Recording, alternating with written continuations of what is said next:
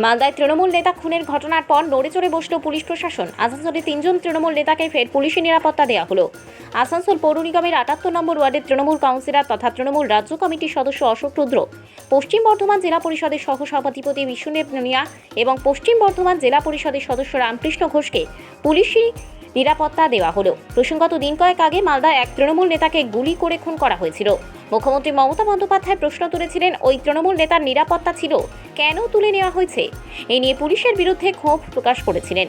এই ঘটনার পর আসানসোলে আগে যে সমস্ত তৃণমূল নেতার নিরাপত্তা ছিল তাদের নিরাপত্তা দেওয়া হয়েছে। অশোকদা, ফের পুলিশি নিরাপত্তা দেওয়া হলো মালদার ঘটনার পরেই, কিন্তু এটা দেখা গেল। কি বলবেন বিষয়?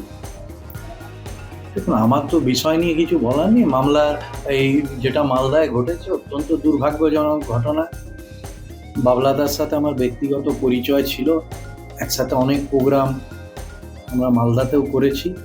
যেহেতু আমি আগে ছাত্রের রাজ্য সভাপতি ছিলাম, শিক্ষকের রাজ্য সভাপতি ছিলাম, তো সেই ইয়েতে বিভিন্ন জেলায় ঘুরতে হতো, পরিচয় ছিল। আর এই যে ঘটনাটা বলছেন, আমার তো এর আগেও সিকিউরিটি ছিল, প্রায় 5 বছর ছিল, 2022-এর নভেম্বর মাস অব্দি ছিল।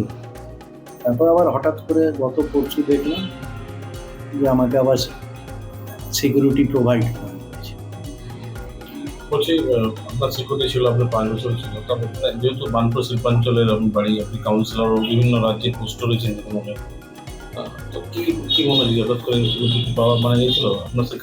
আমি জানি না কেনই বা আমার উঠেছিল আর কেনই বা আমাকে আবার দেওয়া হলো, এটা প্রশাসন বলতে পারবেন। যারা উইথড্র করেছিলেন, যারা আবার রিস্টেবল করলেন, এটা তারা বলতে পারবেন। আর এটা নিয়ে আমার প্রশাসনিক এইটা নিয়ে আমার কোনো বক্তব্য নেই।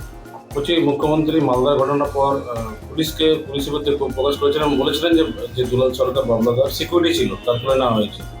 তো ফের যাদের সিকিউরিটি ছিল তাদেরকে দেওয়া হলো।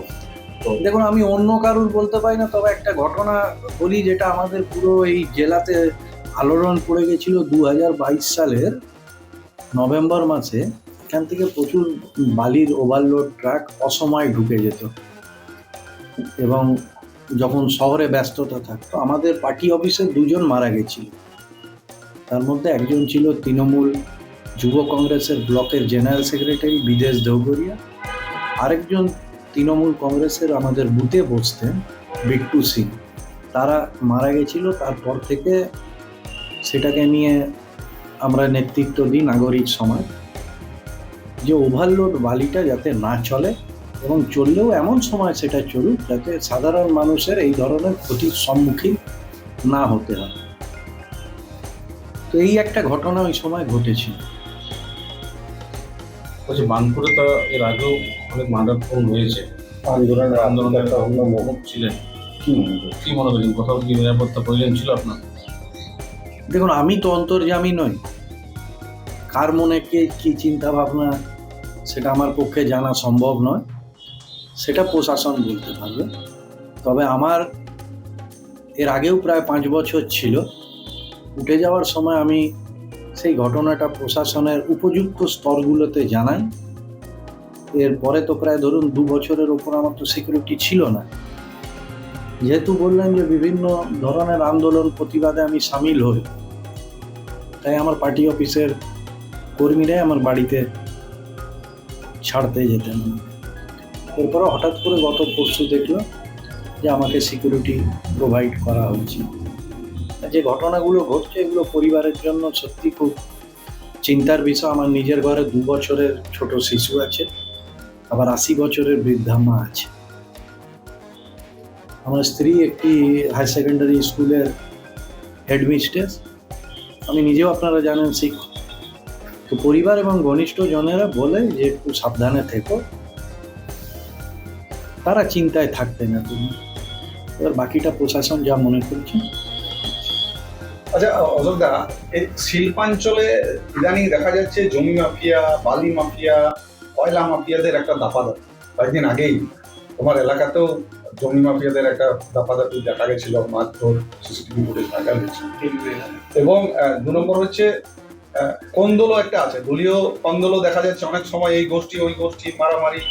সেই জায়গা থেকে দাঁড়িয়ে থেকে কি নেতৃত্বে থাকা, তুমি একজন যে নেতৃত্ব, যে সেই জায়গায় দাঁড়িয়ে থেকেও কি নিরাপত্তার একটা জায়গা বুঝে কি দেওয়া হয়েছে সিকিউরিটিটা মনে হচ্ছে? এটা আমি কি করে বলবো, এত মানুষ আছে, দেখুন নিরাপত্তা সবাইকার দরকার। একজন সাধারণ নাগরিক থেকে যত আপনি উচ্চ স্তরে যাবেন, বিষয় সেটা না, গোষ্ঠী কোন্দল, এই আপনারা যেগুলো বলছেন যে ইস্যুগুলো, সেগুলো প্রশাসন দেখবে।